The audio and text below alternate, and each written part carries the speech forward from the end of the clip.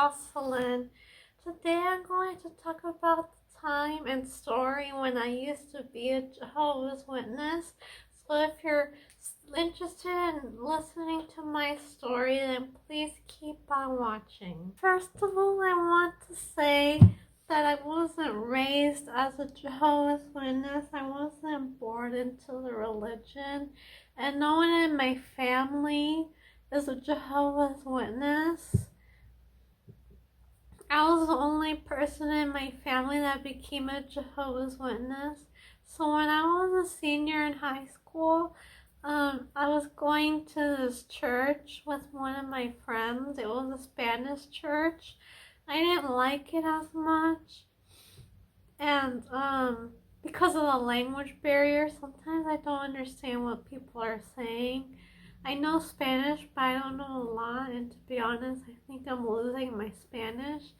But anyways, I was talking to this other girl, and I didn't know that she was a Jehovah's Witness. And when I was a senior in high school, I didn't know anything about Jehovah's Witnesses, and she told me that, like, she invited me to go to the meetings with her. And ever since I started going, and also the language was in English, so I felt more comfortable, and I liked being in the English congregation of the Jehovah's Witnesses. And so I stopped going to the other church, and my other friend that from the Spanish church, she warned me about the Jehovah's Witnesses, but I didn't want to listen to her because my other friend that was a Jehovah's Witness, she told me to not talk to her anymore. And so I started going to the meetings, and I started studying with the Jehovah's Witnesses, and I spent 7 years of my life being dedicated and being involved in that religion. And at the time I was going to the school, it was a medical school so I could become a veterinary assistant.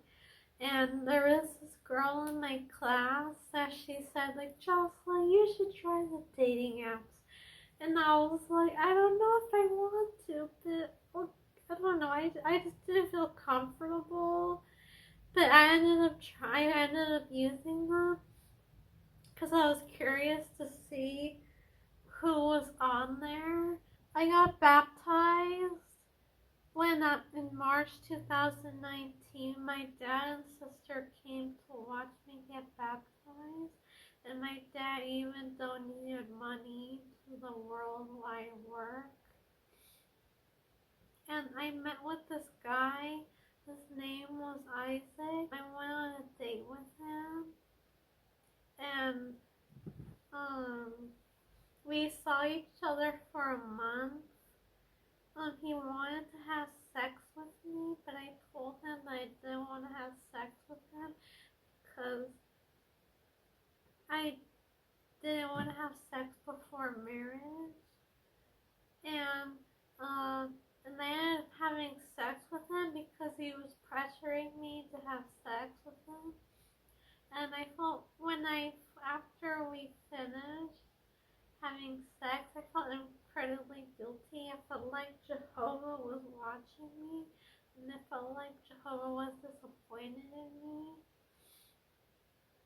So yeah, and like I went to the elders and confessed to them about the sin that I committed, and I was disfellowshipped, and I felt incredibly lonely and isolated. It didn't feel good to be ignored and avoided by people and by everyone at the Kingdom Hall. When I got this fellowship, I told Isaac, the guy that I was seeing, I told him about how I got this fellowship or excommunicated, and he told me that he didn't want to see anymore. I don't really know why. Maybe because of what happened to me was a very major thing. I don't know. And we stopped seeing each other, and I felt incredibly lonely because I couldn't talk to my friends anymore. And so I tried to get reinstated, but I was tired of being perfect. I was tired of striving to get reinstated because it was hard for me to stay off the dating apps because they were so addictive. Later, I found this subreddit on Reddit called XJW. Um, I didn't know that it was a subreddit for people that are physically in, mentally out, and also physically out, mentally out people.